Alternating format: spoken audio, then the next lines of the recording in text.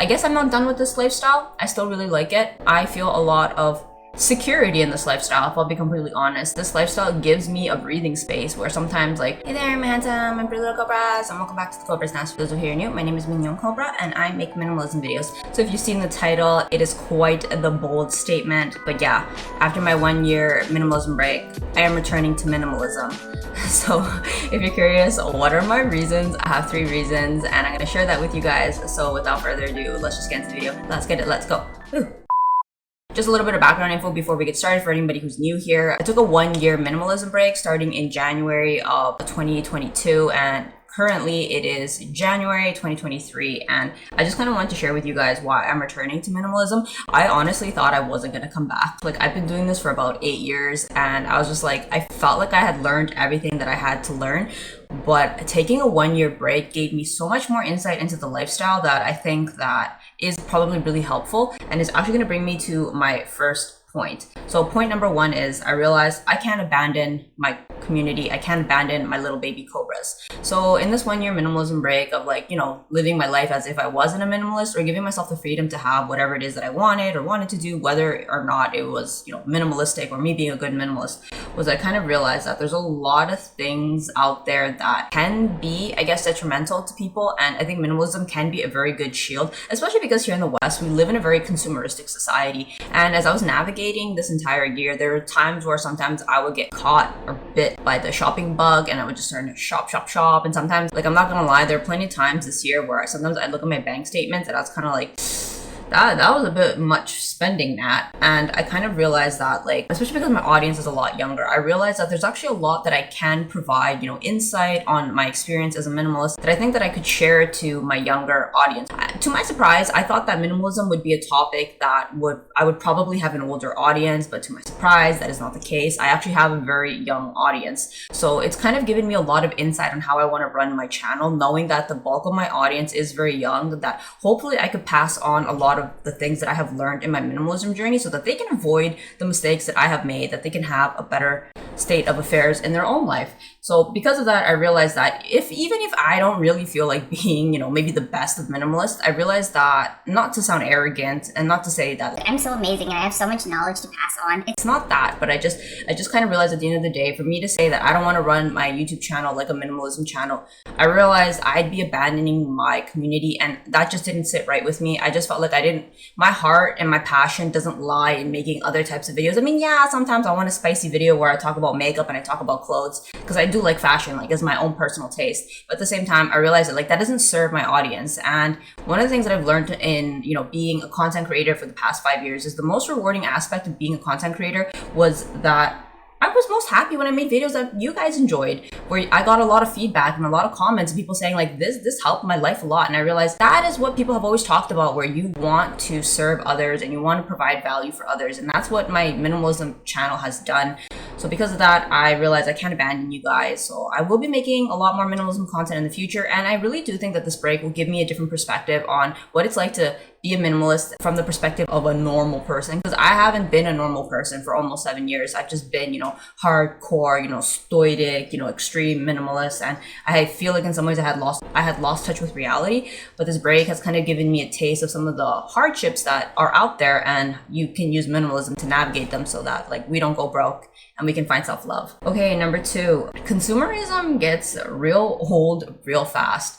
There were plenty of times during this 1 year break where I was kind of like, I think I want to go back to minimalism. And in a lot of ways, I kind of secretly would. I wouldn't buy something, I'd put it back on the rack. And I was like, honestly, that's just going to add clutter to my life. But I felt like I really couldn't share that on my channel because I was like, I'm on a break right now, let's hold off. Let's save that information for when I make my return to minimalism. So I just wanted to say that first, consumerism got old really fast. There were plenty of times where I kind of got sick and tired of shopping because I would go shopping every single weekend. I'd buy something, whether it be clothes or stuff for the house or whatever, just because I gave myself full permission to buy whatever I wanted.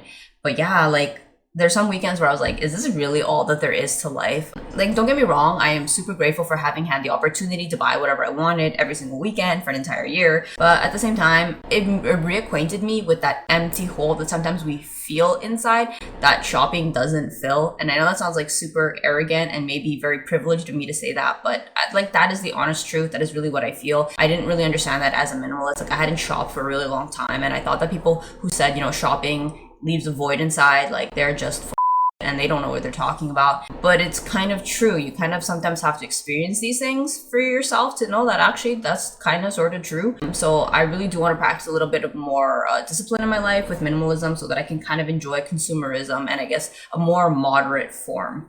Okay, number 3. So I discovered I actually like the lifestyle. So I found that in this 1 year of minimalism, between being a normal person that hyper consumes and a person who is a minimalist, I know granted, I'm not saying that you can not be both. It's a scale.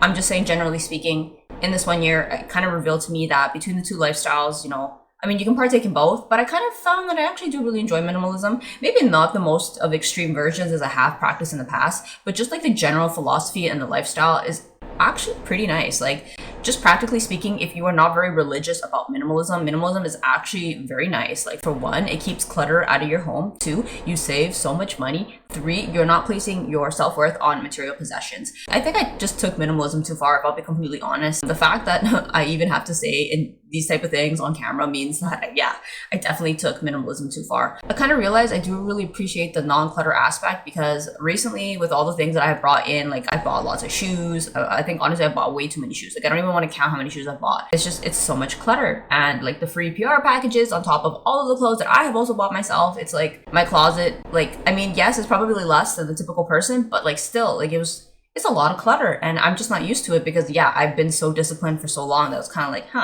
maybe I just need to find that middle of the road between my own minimalism and you know, hyper consumption, like that sweet spot. I'm refining it again. And I guess that's kind of the beauty of minimalism. You're always growing, you're constantly changing and evolving. And I think that this break has allowed me to kind of redefine what my minimalism is for myself. Like, how can I enjoy less is more in a way that makes me feel like I'm living my best life? I think that in the past 7 years with my minimalism, I had definitely lost that. And I guess that's the beauty of having documented the majority of my minimalism journey on YouTube, especially for people who've been around for the past 5 years. You guys have seen my evolution of what it was like when I first started as a minimalist, where I didn't know what the hell I was doing and I was throwing my luxury bags in the garbage, to being, I guess, a more disciplined version of myself in my extreme minimalism days, to me taking this break right now. And yeah, minimalism, it's just, you'll always grow and evolve and change. And it's really nice to see that my minimalism will grow with me. And I kind of want to keep sharing that journey with you guys.